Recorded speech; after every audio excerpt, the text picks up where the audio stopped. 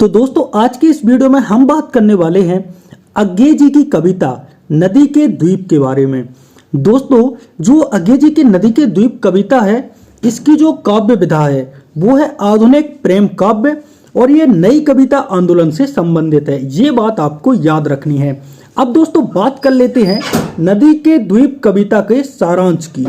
नदी के द्वीप अज्ञे का प्रसिद्ध काव्य है जिसमें प्रेम, जीवन दर्शन और मानवीय संबंधों की जटिलता को अत्यंत सूक्ष्म और दार्शनिक शैली में व्यक्त किया गया है। इसमें प्रेम को किसी बंधन में नहीं बंधकर, मतलब प्रेम को किसी बंधन में बांधकर नहीं, एक स्वतंत्र अनुभूति माना गया है। नदी और द्वीप प्रतीक बनकर प्रेमी प्रेमिका के मन और उनके संबंधों की स्थिति को दर्शाते हैं। नदी प्रवाहमान है, यानी कि हमेशा चल रही है, जीवन और समय की तरह, जबकि द्वीप है वो ठहरा हुआ है, व्यक्ति और आत्मा की तरह। यह काव्य प्रेम के भौतिक और आध्यात्मिक पक्ष के बीच, मतलब भौतिक और आध्यात्मिक पक्ष के बीच द्वंद्व को दर्शाता है। तो ये है नदी की द्वीप का सारांश। अब बात कर लेते हैं काव्य से संबंधित 5 महत्वपूर्ण तथ्यों के बारे में। पहला तथ्य, प्रकाशन वर्ष 1950 में ये कविता प्रकाशित हुई थी। नदी के द्वीप हिंदी कविता की प्रयोगशीलता का उत्कृष्ट उदाहरण माना जाता है। नंबर 2, प्रेम की नई परिभाषा। इसमें प्रेम को स्वाधीनता और आत्मबोध के रूप में देखा गया है, ना ही किसी सामाजिक बंधन के रूप में। नंबर 3, प्रतीकात्मक शैली। नदी और द्वीप जैसे प्रतीकों का गहरा दार्शनिक प्रयोग किया गया है।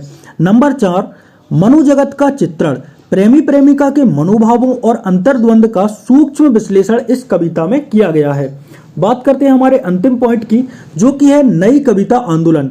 यह काव्य नई कविता के प्रमुख काव्यों में गिना जाता है, जिसमें लय, तुक और पारंपरिक शैली को तोड़ते हुए भावों को प्रधानता दी गई है, यानी कि भावों की प्रधानता है।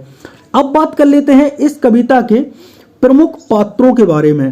तो नदी है वह जीवन, समय और प्रवाह का प्रतीक है। द्वीप है वह व्यक्ति की आत्मा, एकाकीपन, स्थायित्व का प्रतीक है। प्रेमिका है वह द्वीप है जिसे कभी पाना चाहता है, लेकिन वह नदी के बीच स्थित है, दूर और अप्राप्य है। प्राप्य मतलब प्राप्त ना होने वाला।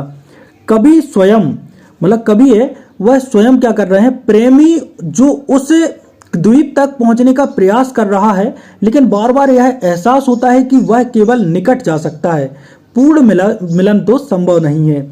बात कर लेते हैं काव्य की प्रस्तावना की। तो कभी प्रेम को किसी सामाजिक सांसारिक बंधन में नहीं बांधना चाहता। प्रेम उसके लिए आत्मा की अनुभूति है, जो किसी स्वार्थ या अधिकार का विषय नहीं है। वह प्रेमिका के पास जाना चाहता है, लेकिन उसे बांधना नहीं चाहता, यानी कि इसमें प्रेमिका की स्वतंत्रता को भी महत्व दिया गया है। बात कर लेते हैं इस काव्य के मुख्य भाग की। तो कवि प्रेमिका के रूप में द्वीप को देखता है और स्वयं को नदी का एक तट मानता है। वह जानता है कि प्रेमिका तक पहुंचना कठिन है, फिर भी भीतर एक आकांक्षा है।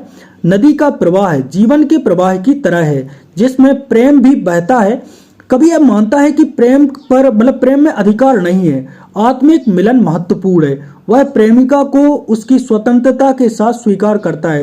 वो ये नहीं कहता कि प्रेमिका में ये गुण होना चाहिए, मतलब प्रेम है वो शर्तों पे लागू नहीं होता। ये इसका मुख्य भाग है। बात कर लेते हैं काव्य के निष्कर्ष की। कवि का निष्कर्ष यही है कि प्रेम में अधिकार नहीं बल्कि समर्पण और स्वतंत्रता होनी चाहिए। प्रेम किसी बंधन का नाम नहीं है। प्रेमी और प्रेमिका दोनों स्वतंत्र सत्ता हैं, जिन्हें जोड़ने वाला पुल केवल समझ और आत्मीयता है। यदि हम किसी को अपनी आत्मा से स्वीकार कर लेते हैं तो उस पर अधिकार नहीं जमाते हैं। कभी द्वीप को पाने की लालसा छोड़कर उसे उसकी स्वतंत्रता के साथ स्वीकार कर लेता है। बात कर लेते हैं नदी के द्वीप जो कविता है उसके प्रमुख संदेश की। इसमें क्या है, प्रेम आत्मा की गहराई में उतरने का नाम है। प्रेम क्या है, वह आत्मा की गहराई में उतरने का नाम है। प्रेम में अधिकार नहीं, समर्पण और स्वतंत्रता होनी चाहिए। जीवन और प्रेम का संबंध प्रवाह और ठहराव के द्वंद्व जैसा है, यानी कि प्रवाह और ठहराव के द्वंद्व जैसा ही हमें जीवन में प्रेम का संबंध, जीवन और प्रेम का संबंध दिखाई देता है। सच्चा प्रेम वह है जो किसी को पा लेने की चाह नहीं रखता, बल्कि उसकी स्वतंत्रता का सम्मान करता है। यही सच्चा प्रेम है।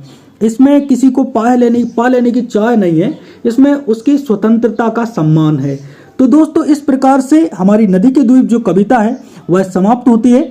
नेक्स्ट वीडियो में एक वीडियो में पहले ही मैंने बना चुका हूं एमए 4th सेमेस्टर के विद्यार्थियों के लिए, जो कि है असाध्य बीड़ा।